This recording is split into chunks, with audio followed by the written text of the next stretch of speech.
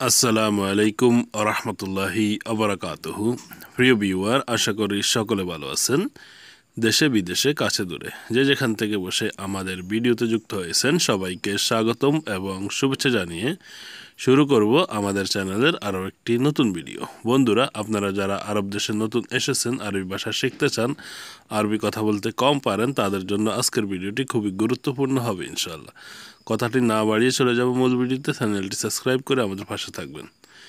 কাম কাম শব্দটির অর্থ হবে কত। ওয়েন ওয়েন শব্দটির অর্থ হচ্ছে কোথায়।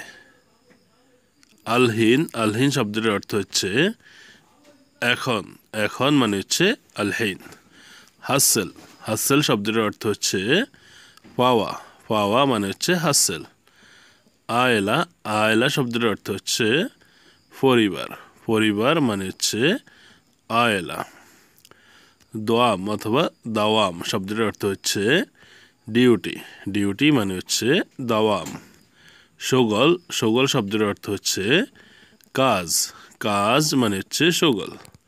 শোনো অথবা এস এর অর্থ হবে কি। শোনো বা এস। সৌই সৌই শব্দের অর্থ হচ্ছে করা। করা মানে হচ্ছে সৌই। মালানা এর অর্থ হবে হাগ্গি অথবা আমার।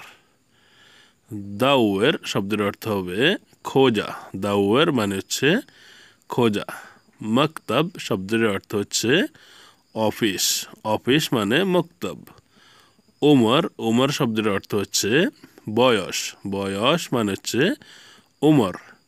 বিনতে শব্দের অর্থ হচ্ছে মেয়ে। বিনতে। ইবনে ইবনে শব্দের অর্থ হবে ছেলে বা বালক। জাউজা জাউজা শব্দের অর্থ হচ্ছে বউ অথবা স্ত্রীদেরকে বলা হয়ে থাকে। জেন মিয়া মিয়া অথবা কয়েস এই শব্দগুলোর অর্থ হচ্ছে ভালো। মা এসমুকা মানে হচ্ছে আপনার নাম কি অথবা তোমার নাম কি। মা এসমুকা। রহ রহ শব্দের অর্থ হচ্ছে যাওয়া। যাওয়া মানে হচ্ছে রহ। বাদ সোয়াইয়া এর অর্থ হবে একটু পরে। বাদ সোয়াইয়া একটু পরে। আল ইয়ম শব্দের অর্থ হচ্ছে আজ। আজ মানে হচ্ছে আল ইয়ম। ইয়াম শব্দের অর্থ হচ্ছে দিন। দিন মানে হচ্ছে ইয়াম। কুল ইয়াম শব্দের অর্থ হবে প্রতিদিন। কুল ইয়াম মানে প্রতিদিন। আমস আমস শব্দের অর্থ হচ্ছে গতকাল মানে হচ্ছে আমস। আউয়াল আমস এর অর্থ হবে গত পরশু মানে আউয়াল আমস। বকরা এর অর্থ হবে আগামীকাল। আগামীকালকে আরবিতে বলা হয়ে থাকে বকরা। বাদ বকরা এর অর্থ হচ্ছে আগামী পরশু মানে হচ্ছে কি বাদ বকরা। আইয়ুম এর অর্থ হবে কোনো দিন অথবা যে কোনো দিন। আল ইয়ম এস মানে হচ্ছে আজকে কি বার। ইয়ামুল আহাদ এর অর্থ হবে আজকে রবিবার। ইয়ামুল ইতনিন এর অর্থ হবে সোমবার মানে ইয়ামুল ইতনিন। ইয়ামুল তালাতা এর অর্থ হবে মঙ্গলবার মানে ইয়ামুল তালাতা। ইয়ামুল আরবা শব্দের অর্থ হচ্ছে বুধবার। ইয়ামুল আরবা। ইয়ামুল খামিস শব্দের অর্থ হবে বৃহস্পতিবার। ইয়ামুল খামিস। ইয়ামুল জুমা শব্দের অর্থ হবে শুক্রবার। শুক্রবার এর আরবি হচ্ছে ইয়ামুল জুমা।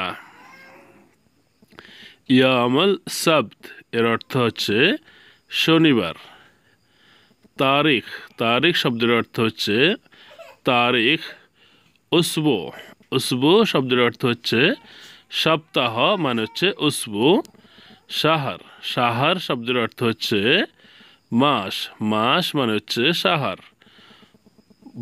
সানা সানা শব্দের অর্থ হচ্ছে বছর। বছরকে বলা হয়ে থাকে সানা। কুল্লু সানা এর অর্থ হবে প্রতি বছর। যদি বলেন যে কুল্লু সাহার মানে হচ্ছে প্রতি মাস। প্রতি মাস অথবা প্রতি বছর। ওয়াহেদ এর অর্থ হবে এক। আরবিতে বলা হয় ওয়াহেদ, বাংলায় বলা হয় এক। ইতনিন এর অর্থ হবে দুই। তালাতা এর অর্থ হবে তিন। আরবা এর অর্থ হবে চার, আরবা। পাঁচ এর অর্থ হবে খামসা, খামসা মানে হচ্ছে পাঁচ। সিত্তা এর অর্থ হবে ছয়, ছয় মানে হচ্ছে সিত্তা। সাবা, সাবা এর অর্থ হচ্ছে সাত।